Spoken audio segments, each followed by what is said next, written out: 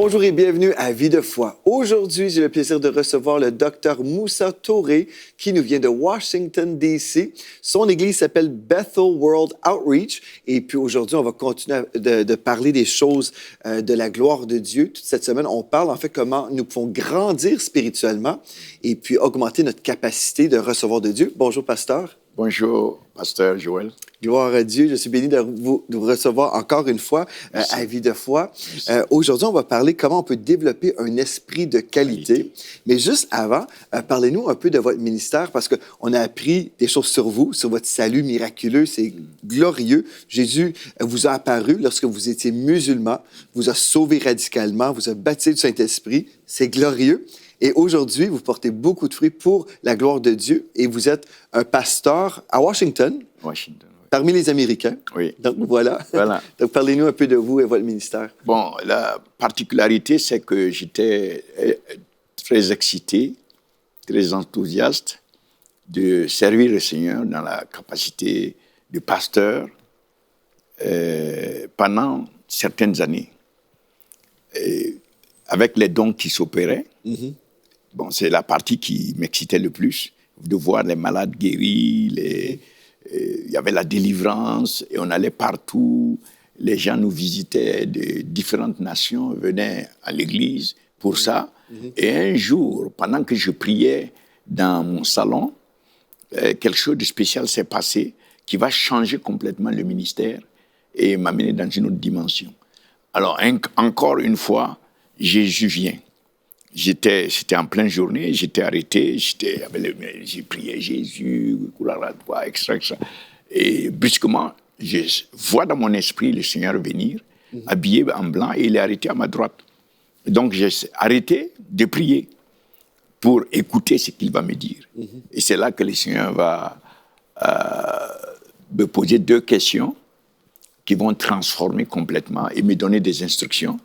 Et c'est à partir de là que le deuxième pan, en quelque sorte, du ministère a démarré un mouvement de prière pour les nations. Et je me suis retrouvé en train de parcourir les continents, aller en Inde, dans des zones vraiment dangereuses, où j'ai été menacé, mais je partais, le Seigneur était là, il faisait des merveilles. Madurai, c'est un village qui s'appelle... Madurai veut dire temple des démons. Wow. Même les Indiens trouvent que ce village est dangereux. Mais le Seigneur nous a envoyés là, et il a fait des merveilles là-bas. À ce point qu'il y a eu un impact. Le gouvernement a pris les décisions de détruire des temples hindous dans ce village. Oui. Et ce sont des choses qui retiennent les âmes captives. Donc, il faut arriver à détruire ce qui représente les autels du monde des ténèbres. Et vous avez organisé cette intercession-là, justement, pour détruire les œuvres du diable. Voilà. Donc, ce mouvement de prière pour les nations s'adresse spécifiquement à ces autels qui retiennent les âmes captives. Nous avons une manière de prier pour détruire ces autels, nous attaquer à l'homme fort, à son trône, à ses alliances, à ses pactes, aux sacrifices qui sont faits, qui engagent les gens dans des liens, et les vœux, les déclarations sataniques qui sont faites par les prêtres, qui servent à partir des esprits prêtres qui les animent, extra. Donc, le Seigneur nous a équipés pour traiter de ces choses. Nous avons été, par exemple, à Cotonou, nous sommes allés à Porto Novo, puis en remontant vers Abomey, nous sommes allés dans un village qui s'appelle Bonou, et on nous a donné une montagne de vaudou que nous avons possédée. Et tous les hôtels qui étaient là, nous avons détruits. Et au Burkina, une montagne réputée il n'y a que des démons sur cette montagne. Tous ceux qui y allaient mouraient, selon les informations. Donc on nous a appelés, nous sommes partis sur cette montagne. Effectivement, un pasteur est mort, sur la montagne, mais le Seigneur l'a ressuscité. C'est la dernière résurrection, d'ailleurs, je vous ai dit 4. Ça, c'était la dernière résurrection, à cette montagne. Nous avons possédé la montagne. Le chef du village était étonné qu'on ait pu aller sur cette montagne. Donc, ce mouvement de prière se développe un peu partout dans les nations. Et c'est ça qui est devenu vraiment le centre du ministère. Bon, je fais toujours des réveils, je vais dans les églises, et le Seigneur m'utilise pour renforcer l'Église, fortifier l'Église, parce que l'Église doit être fortifiée, les chrétiens. C'est pourquoi nous abordons ce thème, comment développer la capacité de notre esprit. Et maintenant, nous allons voir comment développer la qualité de notre esprit, un esprit de qualité. Donc, pour fortifier les chrétiens, pour qu'ils soient plus fructueux, qu'ils aient un impact, parce que le Seigneur est en train de nous utiliser dans cette dimension, dans presque tous les continents du monde. On a fait l'Afrique, on a fait du nord au sud, l'est à l'ouest, dans des endroits... nous existons même au Soudan du Sud. Wow. Oui, oui. Au moment de la guerre, les sentinelles ont subi une attaque après une croisade. Ils ont arrêté 4 de nos sentinelles et on les a réclamé $3 500 par personne, mais le State Department, il avait dit non, eux, ils vont traiter de ça. Donc, c'est eux qui se sont chargés. Mais il y a eu au moins 3-4 morts parmi les sentinelles au Soudan du Sud. Donc, il y a des situations dangereuses comme ça. Mais le mouvement se développe un peu partout dans les nations, en Europe. Bon, en France, ça a été un peu difficile. Au Canada, pas encore. Ça va bientôt arriver au Canada. Et aux États-Unis, ça se développe. C'est spécial que vous appelez ça les sentinelles parce que dans notre église, nous avons un groupe de prière qui s'appelle les sentinelles. Waouh! Qui sait ce que Dieu va faire? Ouais. Et chaque année, nous allons en Israël en tant que sentinelles. Nous suivons les pas de Jésus. Nous faisons des prières spéciales à chaque site. Nous allons dans des endroits où, par exemple, il y a eu confrontation entre le prophète Élie avec les prophètes de Baal, et nous voyons le feu descendre, enfin le feu. La puissance de Dieu se manifeste. Les gens sont équipés, nous allons... Bon, le mouvement se développe partout et c'est ça qui est devenu maintenant le centre, en quelque sorte, de mon ministère. Bien qu'à côté, nous continuons de faire ce que l'Esprit veut faire dans les églises pour fortifier les chrétiens. Donc, vous avez ce mouvement, vous voyagez aussi dans les croisades et vous avez toujours votre église aussi à Washington. Oui. Donc, vous êtes un homme très occupé. J'avais déjà mis, le Seigneur m'avait déjà utilisé pour mettre des églises en Europe, notamment Londres, Italie, France, oui. Et puis aux États-Unis, dans les îles britanniques et en Afrique. Donc ces églises existent. Et là où il n'y a pas d'église, par exemple, dans un village d'Éthiopie, nous avons bâti une église. Là où il n'y a pas d'église, nous mettons les églises. Là où il y a des églises, nous y envoyons les âmes. Vous avez compris que nous avons reçu une autorité de la part de Dieu, celle de dominer, selon Genèse chapitre 1, versets 26, 27, 28. Oui. C'est notre onction de multiplication et d'être productif pour le royaume de Dieu. Hein? C'est ça. C'est pas juste être fécond dans le naturel, mais dans le spirituel et avoir beaucoup de fils et de filles qui viennent à Jésus. Donc ça, c'est glorieux. Donc, si vous regardez le chapitre 1, verset 28, là où Dieu a prononcé la bénédiction sur Adam, le terme bénédiction ici pour Adam en hébreu, c'est barak. Oui. Voilà. Dieu a barak Adam avant de lui commander d'être fructueux et de dominer.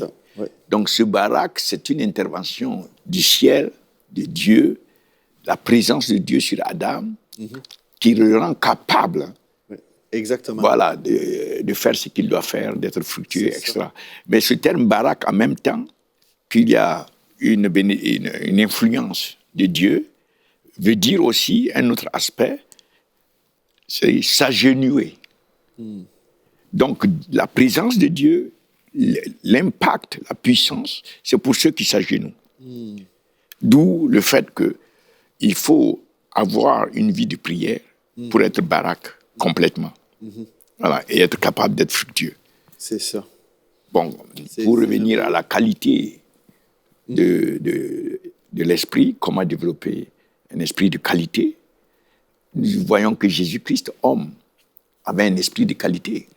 Donc, nous devons suivre son exemple. Et en regardant Luc chapitre 4, verset 1, nous allons voir les 2 caractéristiques pour développer un esprit de qualité. D'accord. Donc, dans Luc chapitre 4 au verset 1, Jésus, rempli du Saint-Esprit, revint du Jourdain. Il fut conduit par l'Esprit dans le désert. Voilà.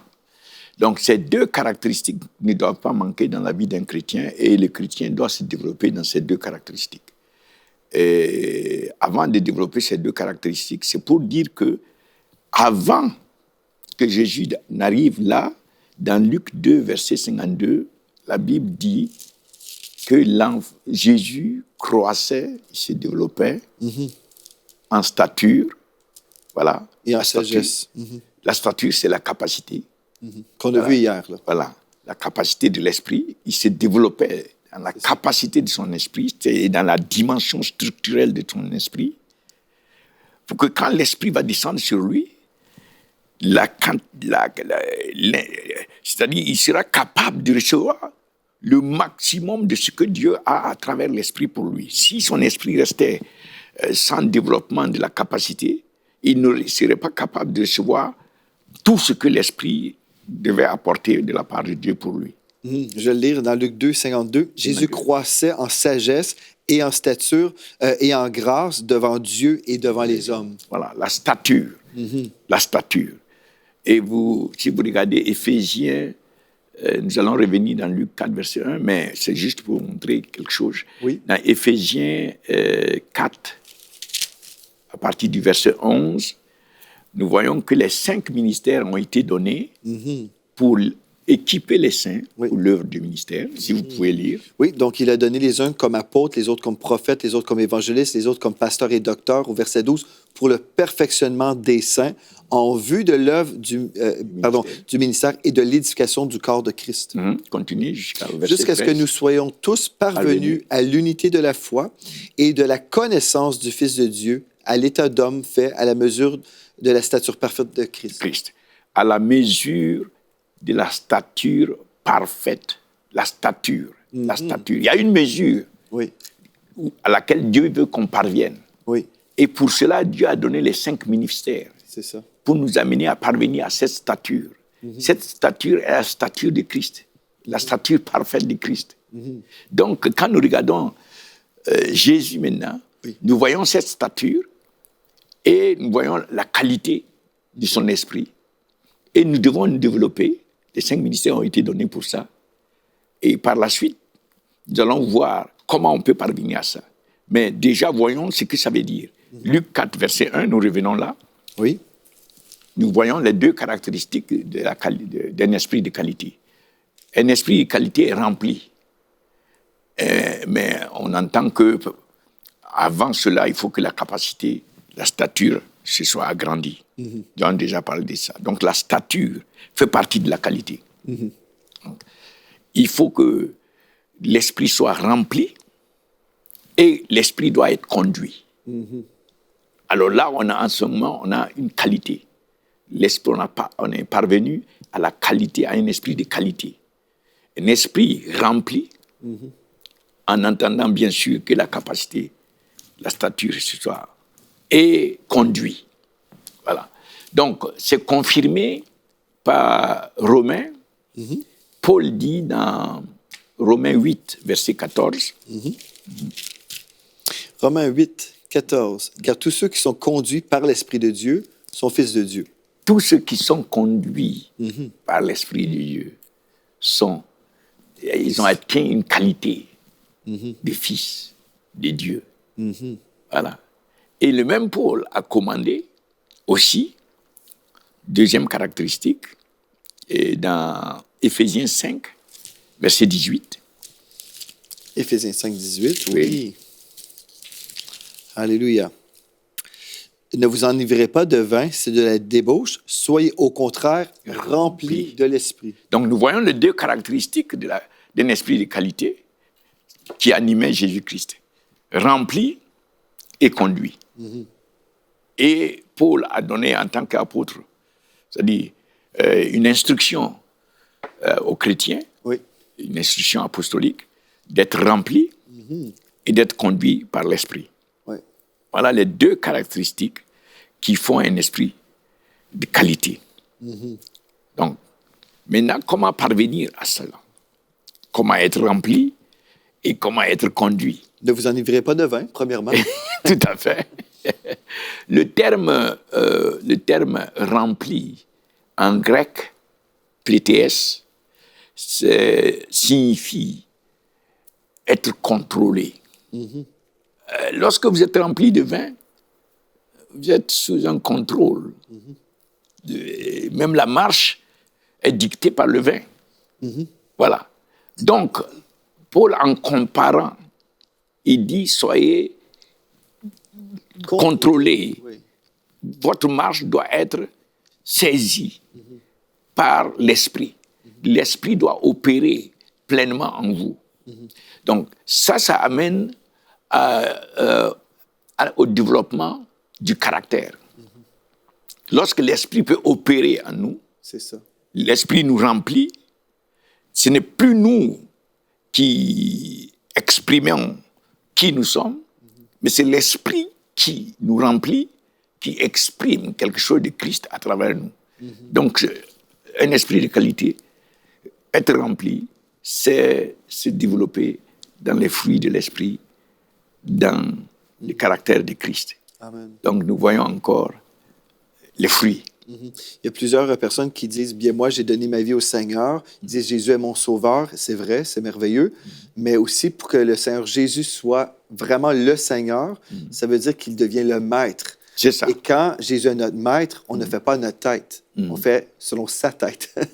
Il est la tête du corps de Christ. Oui, oui. Donc, le cœur de Dieu, c'est qu'on soit tous remplis du Saint-Esprit, mais aussi qu'on lui laisse la place à nous diriger en toutes choses. Oui. Donc, la première des choses, c'est que l'esprit ne peut pas diriger là où il ne remplit pas. Voilà. Il faut qu'il prenne le contrôle pour pouvoir diriger.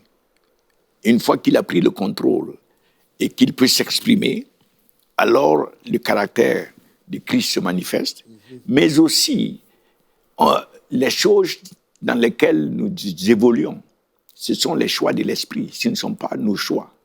Là où nous allons, ce que nous disons, ce que nous faisons, la manière d'opérer, tout cela maintenant, c'est l'esprit qui nous conduit. C'est ça. Donc la direction de l'esprit est essentielle. Et pour y parvenir, il faut d'abord commencer par être rempli par l'esprit. Faut être purgé de tout ce qui ne vient pas de Dieu pour qu'il puisse nous remplir. Et des fois, il y a des choses qui ne sont pas péchés, mais qui ne sont pas selon le cœur de Dieu pour nous. Exactement. Il dit, arrête de faire telle chose. Moi, je crois que Dieu veut contrôler tout dans notre vie parce que Dieu a des bons projets pour nous tous, n'est-ce pas? Moi, je crois que Dieu veut même choisir nos amis pour nous. Tout à fait. Parce que tout ce que Dieu nous appelle à vivre sur la terre, il nous appelle à être dirigés par lui. Je crois que Dieu, c'est la personne que je devrais marier. Comme ma femme, c'est Dieu qui m'a dirigé vers mon épouse. Il m'a dit que c'était elle que je devais marier. Nos amis, on peut avoir des mauvaises personnes dans notre entourage qui nous éloignent de Dieu. Mais on peut dire, non, moi, je veux être ami avec les personnes que Dieu va choisir pour ma vie. Ça, c'est important. Je crois qu'il y a plusieurs chrétiens qui ont du mal à avancer, justement parce qu'ils ont des mauvaises influences. Mais ici, ce texte nous dit, ne vous enivrez pas de vin, c'est de la débauche, soyez au contraire remplis de l'esprit. Et je peux vous raconter une histoire. Quand j'ai habité dans l'Ouest canadien, dans le monde anglophone, là-bas, c'était très mal vu de boire de l'alcool. Et venant au Québec, ici, c'est comme en France un peu, les chrétiens boivent de l'alcool. Moi, j'ai dit, Seigneur, je veux savoir ce que toi, tu m'appelles à faire, à vivre. Et puis, j'ai eu un songe. Et dans mon songe, Dieu m'a dit plus jamais que je toucherai de l'alcool. Ça fait des années, depuis 2003, peut-être que je n'ai pas touché à l'alcool. C'est pas pour condamner ceux qui boivent, parce que je sais qu'il y a des gens en France, au début, quand ils savent que je ne bois pas d'alcool, ils pensent que je suis dans le légalisme. C'est pas une question de légalisme, c'est une question d'être obéissant. Je crois que Dieu nous parle à tous, tous individuellement. Oui. Il y a des choses pour notre vie. Il nous dit, ne touche pas à ceci, bref, ne sois pas ami avec telle personne. Mais en fait, moi, je ne manque pas le vin. Parce qu'il y a une autre sorte de vin qu'on peut vivre. Tout à fait. C'est ça, puis c'est préférable, en fait. Le vin de l'esprit. Oui, le vin de l'esprit. Être animé, C'est spécial animé. parce qu'on peut devenir sous en esprit aussi. Tout à fait. Tout à fait. Oui. Et je préfère Oui. être sous par l'esprit. Oui, c'est Oui. ça. Ah, ben gloire à Dieu. Donc, on peut s'inspirer du Seigneur Jésus. Amen. Et puis, quelqu'un qui dirait, OK, d'une façon pratique aujourd'hui, qu'est-ce que je peux faire, le pasteur? Bon, je vais peut-être mettre de côté l'alcool, OK, ou d'autres choses que Dieu va me montrer, mais qu'est-ce que je peux faire vraiment pour devenir comme Jésus et avoir cet esprit de qualité, vous avez déjà mentionné, OK, on veut se laisser remplir, mais être contrôlé. Comment arriver à cette place où nous le savons que vraiment Dieu est au contrôle de notre vie? Oui.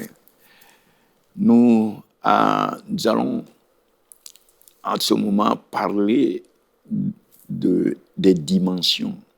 Parce que pour être contrôlé, il faut permettre au Saint-Esprit d'opérer comme il le veut. Alors, le Saint-Esprit, selon Isaïe, c'est l'Esprit du Seigneur. Il vient pour régner, voilà. L'Esprit de la sagesse, il vient pour donner la pensée de Dieu. L'Esprit de force, c'est lui qui fortifie l'être intérieur. L'Esprit de conseil, il apporte les grandes décisions, les grands propos, les grands buts de Dieu. L'Esprit de la connaissance, c'est lui qui apporte les révélations. L'Esprit de la compréhension, c'est lui qui nous montre ce qui est derrière ce que nous voyons humainement. Qu'est-ce qu'il faut comprendre en voyant tel ou tel phénomène. Et l'Esprit de la crainte de l'Éternel qui nous amène à marcher dans la révérence de la présence de Dieu, à être sensible à la présence et ne pas négliger la présence, être sobre, ne pas s'attacher aux choses que Dieu n'aime pas, ou même aux choses du monde, pas forcément que c'est le péché, comme par exemple, vous avez parlé de l'alcool. Moi, c'est depuis le baptême du Saint-Esprit. Le Saint-Esprit m'a sevré complètement de tout alcool. La bière que j'aimais beaucoup. Mais c'est le Saint-Esprit qui a fait parce que on m'avait parlé de non, il faut pas, mais je ne pouvais pas. Mais quand l'Esprit, j'ai été baptisé, depuis lors, c'est fini. Donc, comment être rempli, comment se développer dans le remplissage? Il faut permettre aux différentes dimensions de l'Esprit d'opérer en nous. Il faut comprendre qu'il est là pour, non pas que moi je fasse les choix et lui dire, voilà ce que j'ai choisi, tu dois bénir ça. Non, mais que c'est lui qui est Seigneur. C'est lui qui doit régner, l'Esprit du Seigneur. C'est lui qui doit régner dans mes choix. Ces choix doivent être mes choix, etc. L'esprit de force, dépendre de la force, comme Paul a dit dans Éphésiens 3, à partir du verset 18. Paul dit que soyez fortifiés dans votre être intérieur par le Saint-Esprit. Donc c'est lui, l'esprit de force, qui nous rend capables de faire les choses. L'esprit de la sagesse. Donc il nous faut rechercher la pensée de Dieu par l'Esprit de Dieu. C'est l'Esprit qui peut nous donner la pensée de Dieu à travers sa parole. L'Esprit de conseil qui peut nous montrer les grands buts, les grands propos, les grands plans que Dieu a pour nous, notre destinée, etc. L'Esprit de la connaissance. Il faut les choses cachées appartiennent à Dieu, les choses révélées. Voilà, la connaissance révélée, c'est l'Esprit. Donc, il faut être assoiffé de ces différents aspects de l'esprit, les chercher dans la prière, les chercher et même jeûner pour ça, et se consacrer pour ça, attendre ça de l'esprit, pour qu'on soit rempli et contrôlé. Donc ça, c'est la partie. Vous voyez que Jésus était rempli du Saint-Esprit, full of the Spirit. Oui, et si Jésus pouvait croître, bien nous, à plus forte raison, on devrait croire aussi qu'il y a cette possibilité pour nous de croître si nous voulons, en fait. Hein, c'est ça? Oui. Parce qu'il y a plusieurs personnes qui sont, des enfants de Dieu, des personnes qui sont contentes, ils se disent, bien, si je meurs, je vais aller au ciel. Mais c'est malheureux de vivre une vie chrétienne médiocre quand il y a tellement de bénédictions dans sa parole, dans sa présence, et on dit, si je veux, je peux vivre la présence de Dieu constamment. Je peux vivre le surnaturel de Dieu, porter beaucoup de fruits à la gloire de Dieu. Oui. Vraiment, il y a beaucoup de potentiel dans chaque enfant de Dieu, si nous le voulons. Je vais vous donner une histoire. Je revenais d'une réunion de prière. Ça se passait dans une zone du Ghana. Et sur la route, j'avais remarqué que lorsque quelqu'un décédait, ils affichaient la photo de la personne Et il marquait tout le temps qu'il est entré dans la gloire. Il est entré dans la gloire, il est entré dans la... Donc, je pensais à ça, jusqu'au jour où le Saint-Esprit m'a fait comprendre. Ce n'est pas, tu ne dois pas attendre de quitter mourir, ce monde ouais. pour marcher dans la gloire de Dieu. Hébreux 2, verset 10-11 dit que le capitaine de notre salut, il est venu pour amener les enfants à la gloire. La gloire dont nous avions été séparés à cause du péché. Lui, il est venu, il nous ramène à la gloire. Amen. Et cette gloire, nous devons marcher dans cette gloire ici même. Donc, la gloire de Dieu, bon, non pas seulement voir la gloire, mais que cette gloire se manifeste à travers moi. C'est là où nous devons aller. C'est vers cela que nous devons aller. Et nous allons vers cela dans cette dimension de la qualité. C'est-à-dire en étant rempli et en étant conduit par l'Esprit. Donc, la gloire de Dieu, c'est une aspiration profonde qui nous amène à comprendre que si Dieu nous a laissés sur la terre, après nous avoir sauvés en Jésus-Christ, s'il nous a laissés sur la terre, il y a une raison très profonde. Si c'était simplement pour aller au ciel, nous irons au ciel, ça c'est sûr. Mais Dieu ne nous a pas sauvés seulement pour aller au ciel. Et qu'on soit passif. Voilà. Sur la terre ici, nous devons non seulement voir la gloire de Dieu, mais manifester la gloire de Dieu. Nous devons être des récipients de manifestation de la gloire de Dieu. Amen. Oui. Gloire à Dieu. Alors, comment arriver à ce que cette gloire de Dieu se manifeste à travers nous? C'est ce dont nous sommes en train de parler. Il faut aspirer à ce que l'Esprit opère pleinement à travers nous et que l'Esprit nous conduise. Amen. Ben, gloire à Dieu. Merci, pasteur. Oui. Je vais lire un texte en terminant dans Ésaïe 60. « Lève-toi, sois éclairé, car ta lumière arrive, et la gloire de l'Éternel se lève sur toi. Voici les ténèbres couvrent la terre et l'obscurité les peuples, mais sur toi, l'Éternel se lève, sur toi, sa gloire apparaît. » Si nous disons oui, c'est ça que je veux, Seigneur, je vais être à ta recherche, ta poursuite, bien, cette parole est pour nous tous. Gloire à Dieu. Merci beaucoup, nous avons été bénis. On poursuit demain. On va parler encore des choses miraculeuses, glorieuses dans le Seigneur. Donc, c'est un rendez-vous à ne pas manquer. Vous pouvez également m'écrire aujourd'hui à videfoi@emcitv.com. Et d'ici à demain, merci d'avoir été là. Soyez richement bénis.